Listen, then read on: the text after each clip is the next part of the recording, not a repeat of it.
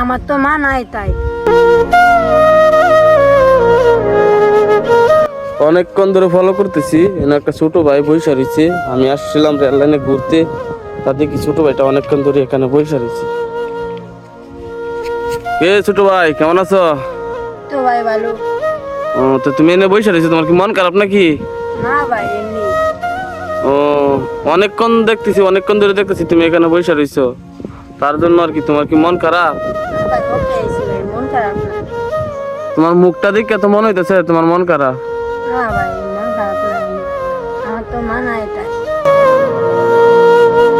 ও ভাই, থাক ভাই, সরি সরি ভাই, দুঃখ করো না ভাই। ভাই কষ্ট লাগে তোমাদের এইসব দেখে। কি হয়েছে তোমার মার, কি হয়েছে? চলে এসে। ও, তোমার মা চলে গেছে অন্যজনের সাথে না? ওহ ভাই, এটা বিরাট কষ্টের। বুঝি না আমাদের ভুলের শাস্তি কেন তারা পায়।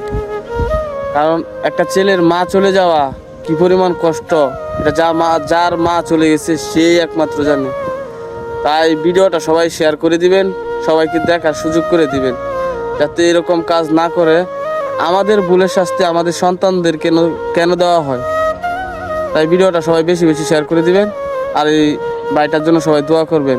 আল্লাহ।